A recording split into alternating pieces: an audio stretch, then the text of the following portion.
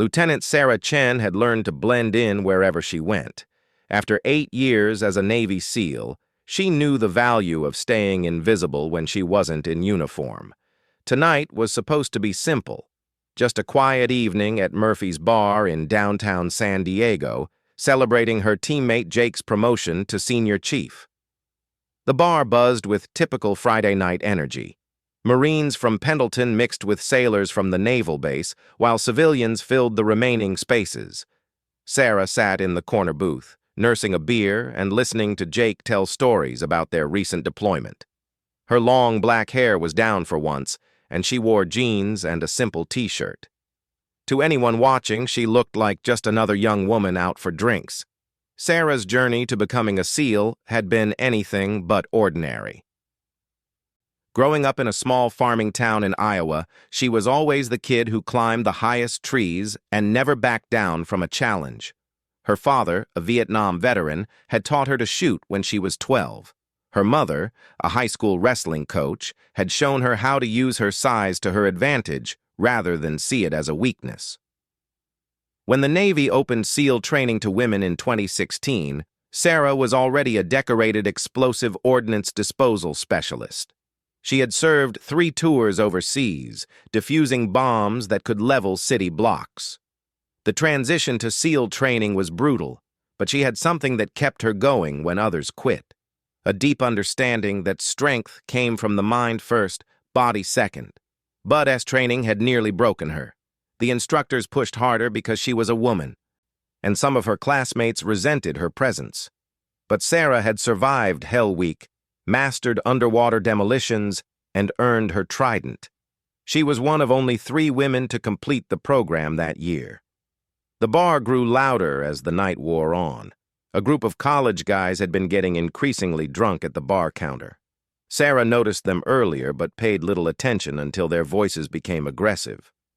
They were arguing with the bartender about their tab, their words slurred and hostile. Jake was in the middle of describing a training exercise when Sarah's attention shifted completely to the scene at the bar. One of the college guys, a large man with a crew cut wearing a football jersey, was now pointing aggressively at a young woman sitting alone.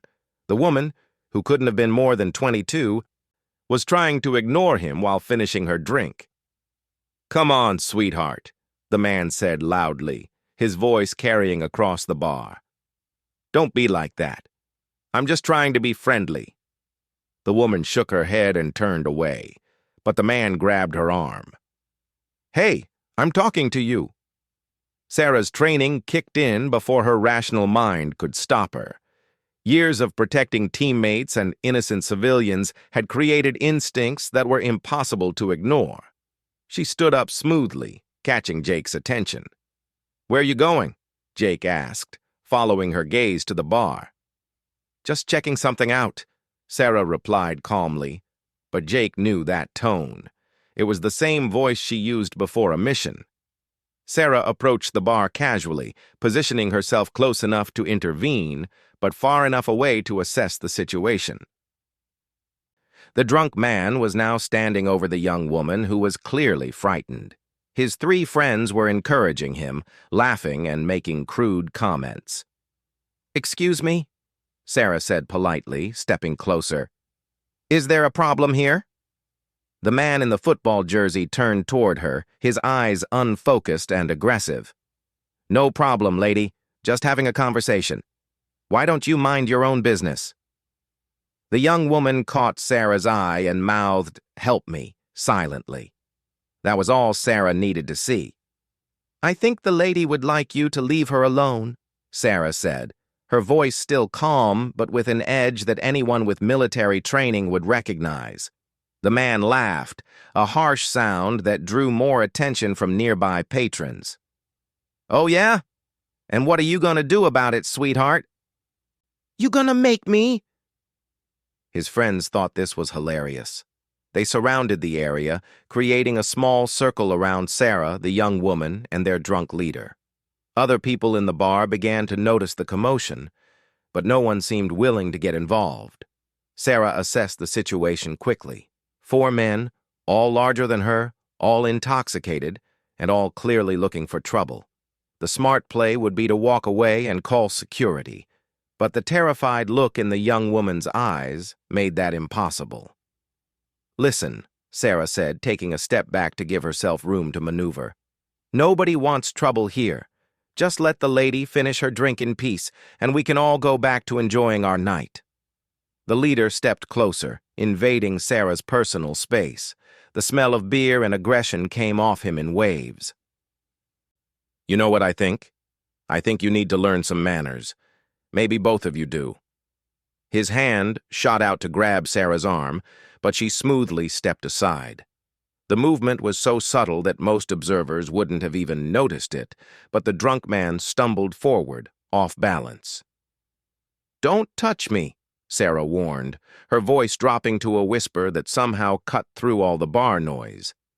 The man's face flushed red with anger and embarrassment. His friends started making comments about him being shown up by a girl. Sarah could see the situation escalating beyond words, and she prepared herself for what was coming next. Jake had started moving toward them when he saw Sarah's posture change.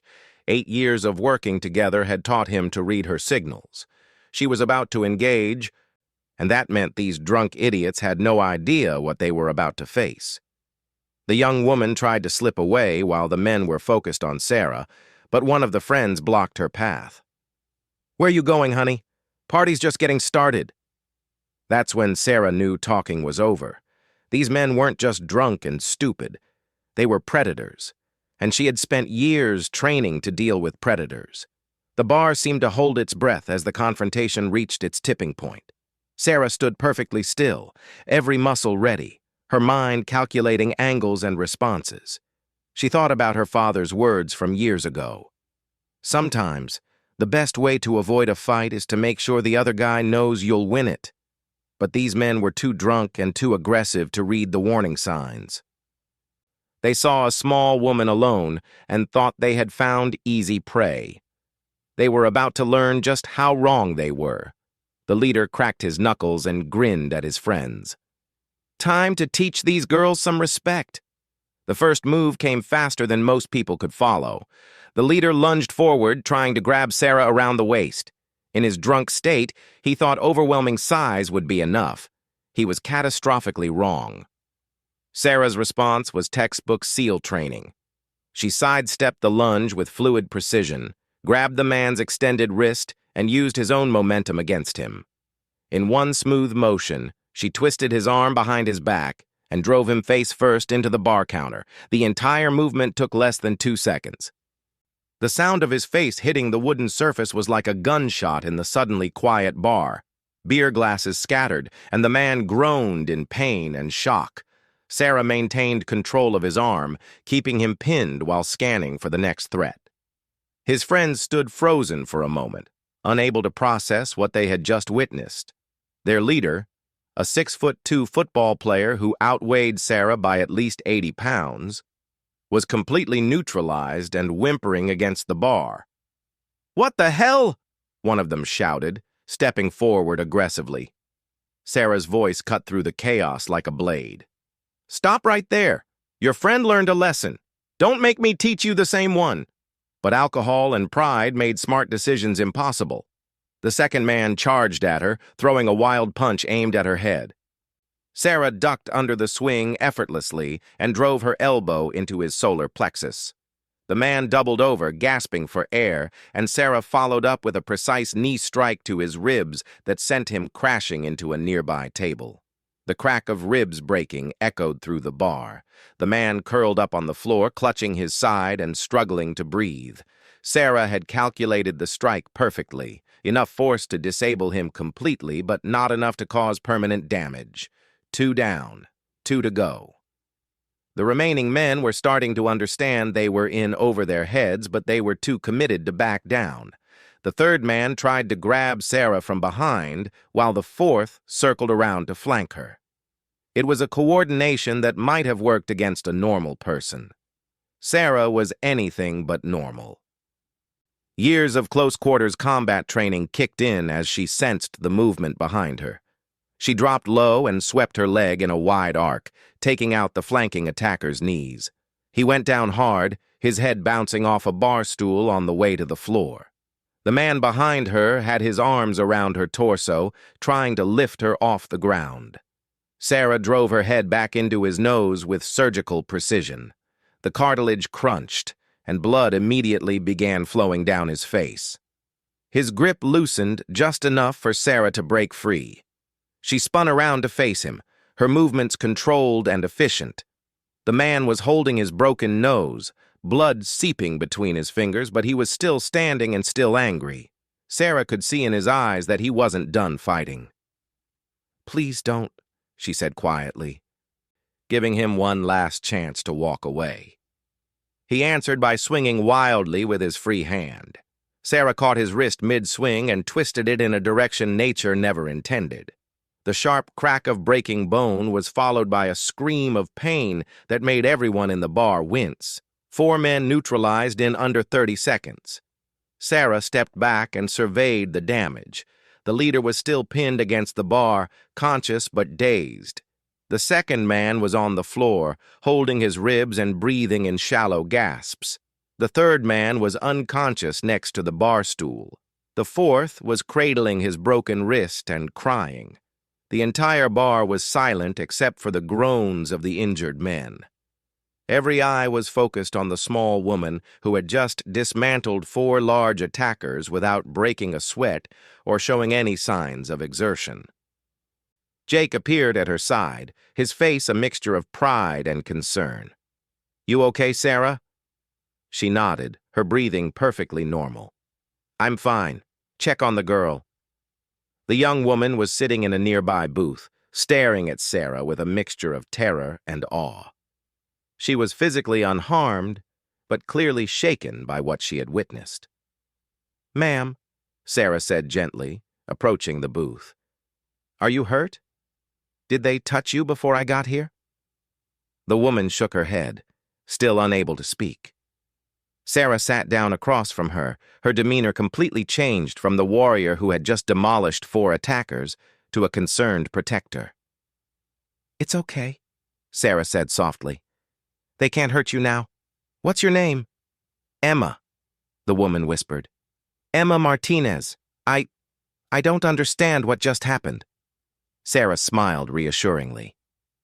"You were in trouble, and now you're safe. That's all that matters." The bartender, a grizzled veteran named Murphy who owned the place, approached their table. Sarah tensed, expecting to be asked to leave or face some kind of consequences for the fight. Instead, Murphy set down a fresh beer in front of her. "That was the most beautiful thing I've seen in 30 years of running this place," he said. "Those boys have been causing trouble all week. Drinks are on the house." Other patrons began to approach, wanting to thank Sarah or simply get a closer look at the woman who had just performed what seemed like an impossible feat.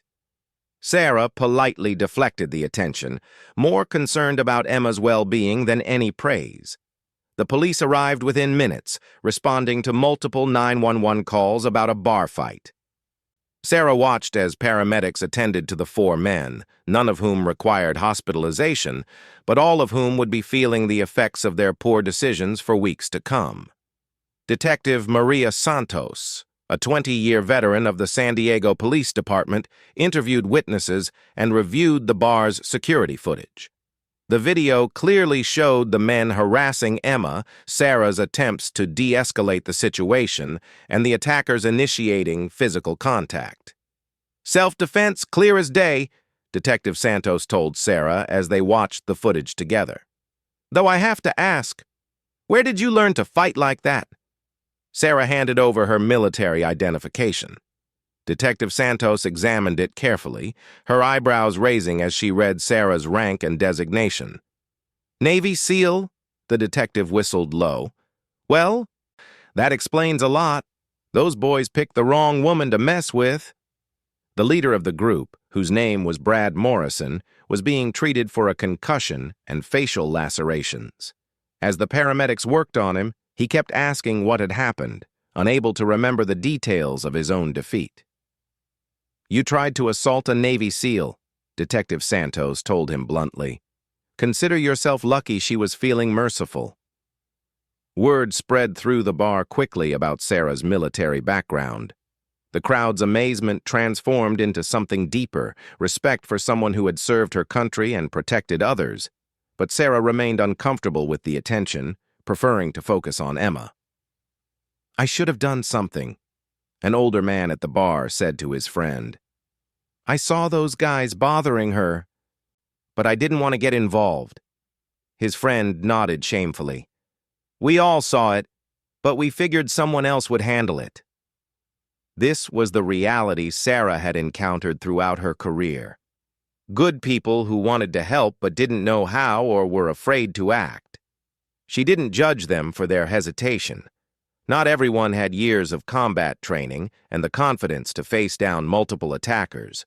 As the excitement died down and the injured men were removed from the premises, Sarah found herself sitting with Emma, Jake, and Detective Santos. Emma had regained her composure and was eager to share her side of the story. "They followed me from the restaurant where I work," Emma explained. "I thought they had left, but they were waiting when I got here. The big one, Brad. He kept saying I owed him a conversation because he left me a big tip." Sarah's jaw tightened. This wasn't a random encounter. It was targeted harassment that could have escalated to something much worse if she hadn't intervened. "You did the right thing," Detective Santos assured Sarah. "These guys have been on our radar. Multiple complaints from young women about harassment, but no one would press charges. Maybe now they'll think twice." As the evening wound down, Emma asked Sarah the question that was on everyone's mind. "How did you do that? I mean, they were so much bigger than you." Sarah considered her answer carefully. She could talk about leverage and technique, about years of training and muscle memory. But the real answer was simpler than that. "I've spent my whole career protecting people who can't protect themselves," she said. "Tonight wasn't any different from a mission overseas. The only thing that mattered was making sure you were safe." The story of what happened at Murphy's Bar spread through San Diego's military community like wildfire. By Monday morning, Sarah's commanding officer, Captain James Rodriguez, was fielding calls from local media outlets wanting to interview the hero Navy SEAL who took down 4 attackers. Sarah sat in Captain Rodriguez's office, still uncomfortable with all the attention.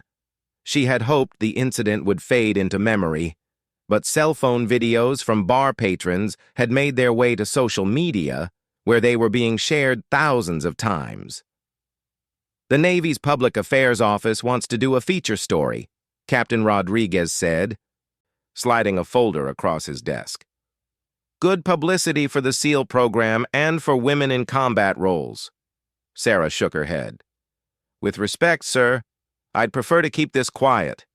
I was just doing what anyone should do in that situation." Captain Rodriguez smiled. "That's exactly why you're the right person to represent the program. You don't see yourself as special, but what you did was extraordinary to civilians."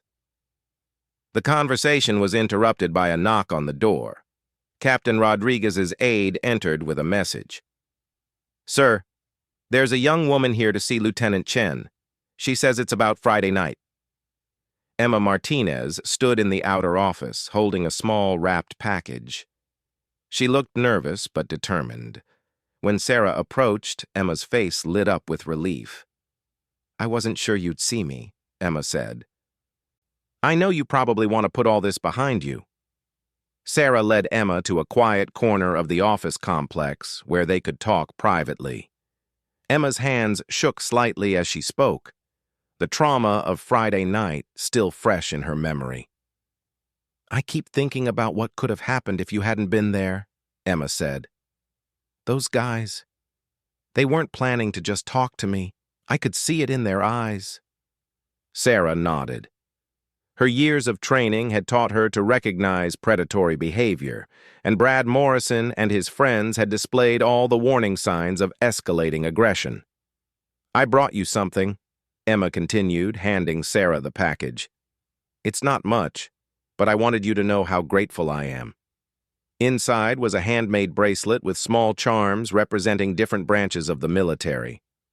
Emma had crafted it herself, spending the entire weekend working on it as a way to process what had happened.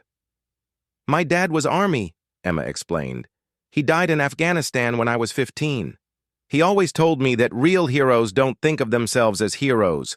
They just do what's right when it matters most." Sarah felt a tightness in her throat. She had received medals and commendations for her military service, but this simple bracelet meant more to her than any official recognition. Meanwhile, across town, Brad Morrison was dealing with the consequences of his actions. The video footage from Murphy's bar had been shown to his employer, a local construction company. His supervisor, a Marine veteran named Tony Castillo, called him into the office Monday morning. 30 seconds, Tony said, playing the video on his computer. "It took 30 seconds for you to go from thinking you were tough to crying on the floor with a broken wrist." Brad tried to explain, to make excuses about being drunk and not remembering everything clearly, but Tony had seen enough. "You're fired," he said simply. "I can't have someone on my crew who thinks it's okay to harass women. And after seeing how easily you went down, I'm not sure you're tough enough for construction work anyway." Brad's friends faced similar consequences. The video had been shared widely enough that their employers, classmates, and families all saw exactly what kind of men they were when they thought no one was watching. Detective Santos followed up on the case throughout the week. The district attorney's office was pursuing assault charges against all 4 men, despite their lawyers' attempts to claim they were too intoxicated to be held fully responsible for their actions. "Alcohol doesn't excuse attempted assault," District Attorney Patricia Moore told the press. "These men made conscious choices to harass and attack innocent people. The fact that they picked on someone who could defend herself doesn't make their actions any less criminal." The case became a talking point in discussions about military training, women's safety, and the responsibility of bystanders to intervene when they witness harassment. Sarah found herself reluctantly thrust into a role as a spokesperson for these issues. She agreed to one interview with a local television station, hoping to shift the focus away from her individual actions and toward the broader lessons of the incident.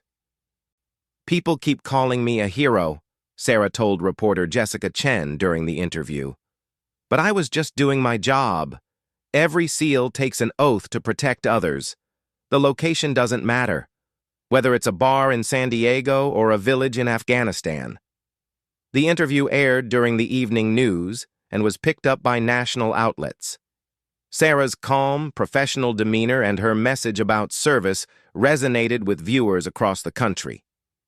Letters began arriving at the naval base from young women inspired by Sarah's example.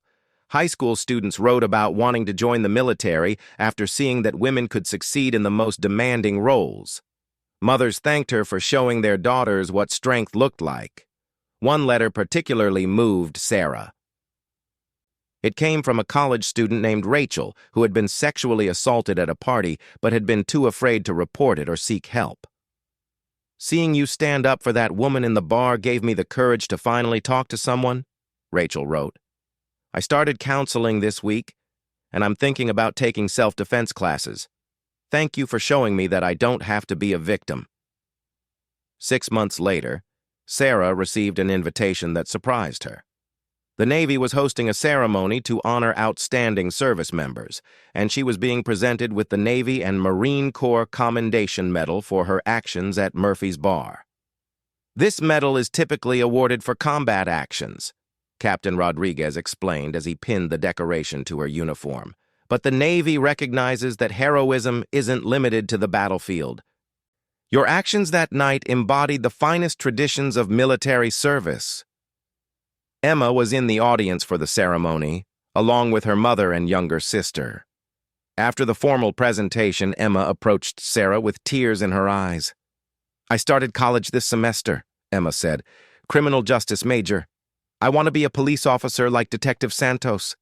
I figured if I can't fight like you, maybe I can help people in other ways." Sarah smiled and hugged the young woman who had inadvertently changed her life.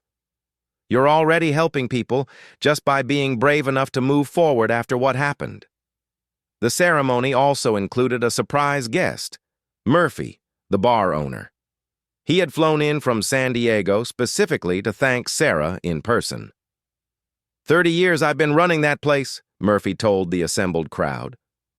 Seen plenty of fights, plenty of tough guys. But I never saw anything like what Sarah did that night. She didn't fight because she wanted to. She fought because someone needed protecting. That's the difference between a warrior and a bully. As the ceremony concluded, Sarah reflected on how one night had changed so many lives. Brad Morrison and his friends were serving jail time and community service. Emma was building a new future focused on helping others. Detective Santos had started teaching self-defense classes for young women. Jake, who had been promoted to Master Chief, pulled Sarah aside after the ceremony. "You know what the best part of all this is?" he said. "Those guys thought they were picking on some helpless girl. They had no idea they were messing with someone who could bench press twice their weight and had killed terrorists with her bare hands." Sarah laughed, but her expression grew serious. "The scary part is thinking about what happens when it's someone who can't fight back. How many women get hurt because good people don't want to get involved?" This question had haunted Sarah in the months since the incident. She had begun volunteering with organizations that taught self-defense to women and spoke at high schools about military service and personal responsibility. "Everyone wants to be a hero in theory," Sarah told a group of teenagers at a San Diego high school. "But heroism isn't about being the strongest or the toughest. It's about being willing to do the right thing when it's easier to look the other way." A student raised her hand. "But what if you're not trained like you are? What if you can't fight?" Sarah's answer reflected years of hard-earned wisdom. "You don't have to be a Navy SEAL to make a difference. Call for help. Create a distraction. Make noise. Sometimes the most important thing you can do is let someone know they're not alone." The bracelet Emma had made still adorned Sarah's wrist as she spoke. It served as a constant reminder that true strength came not from the ability to inflict violence, but from the willingness to protect those who couldn't protect themselves. Years later, when Sarah retired from active duty and began teaching self-defense classes full-time, she would tell her students about the night at Murphy's bar. Not because she was proud of the violence, but because it illustrated a fundamental truth about human nature. "There are two kinds of people in the world," she would say.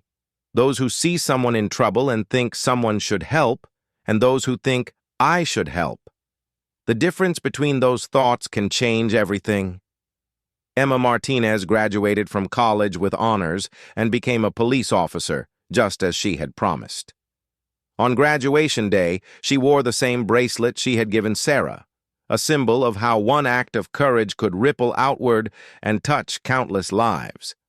The story of what happened that Friday night became legend in military circles, but for Sarah, it remained simply a reminder of why she had chosen to serve in the first place. Protection wasn't just a job, it was a calling, and sometimes that calling came not on a foreign battlefield, but in a crowded bar where someone needed help and no one else was willing to provide it.